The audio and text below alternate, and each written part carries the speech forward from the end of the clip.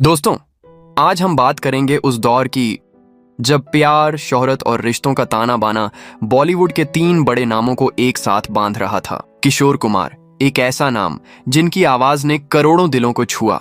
मिली एक अजनबी से, कोई आगे न पीछे, नहीं कहो ये कोई बात है। योगिता बाली, बॉलीवुड की खूबसूरत और चंचल अभिनेत्री, और मिथुन चक्रवर्ती, उस समय इंडस्ट्री के उभरते हुए सितारे।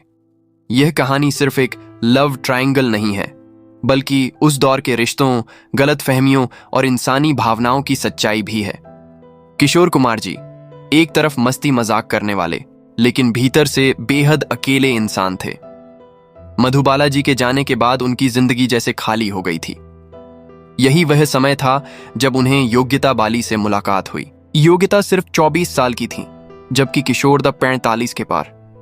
लेकिन कहते हैं ना, उम्र प्यार के रास्ते में कभी रुकावट नहीं बनती।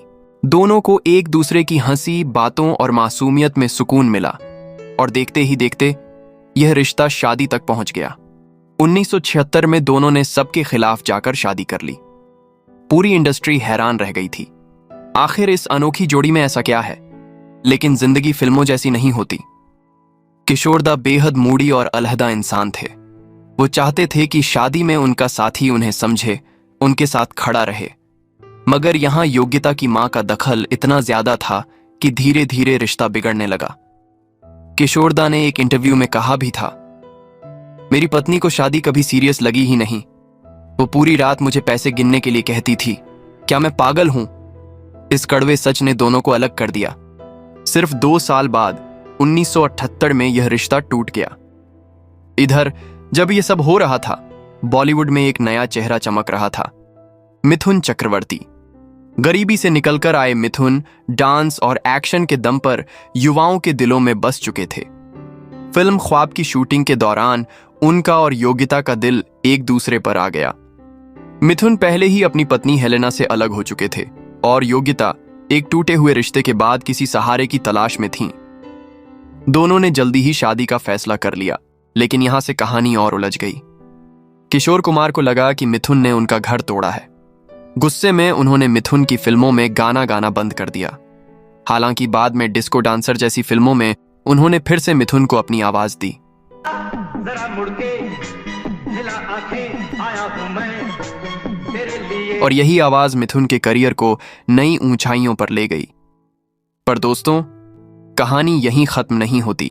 80 के दशक में जब मिथुन और योगिता शादीशुदा थे, तभी श्रीदेवी उनकी जिंदगी में आईं। फिल्म गुरु के सेट पर दोनों की नजदीकियां बढ़ीं। कहा जाता है कि दोनों ने मंदिर में शादी भी कर ली थी। लेकिन जब योगिता को यह बात पता चली, उन्होंने आत्महत्या की कोशिश कर डाली। यह हादसा मिथुन को अंदर तक हिला गया। उन्होंने श्रीदेवी से दूरी बना ली, और श्रीदेवी आगे चलकर बोनी कपूर की पत्नी बनी।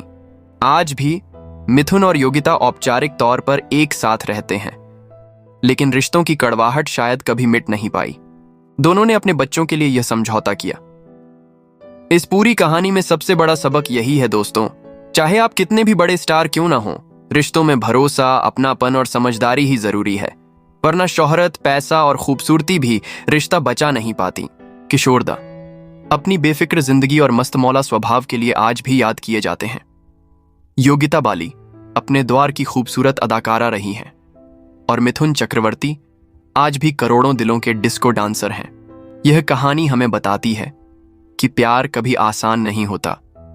उसके साथ आती है चुनौतियां, त्याग और कभी कभी दर्द भी। तो दोस्तों, अगर आपको बॉलीवुड का यह अनकहा किस्सा दिलचस्प लगा, तो इसे जरूर लाइक, शेयर और सब्सक्राइब करें, क्योंकि ऐसी और कहानियां हम आपके लिए लाते रहेंगे।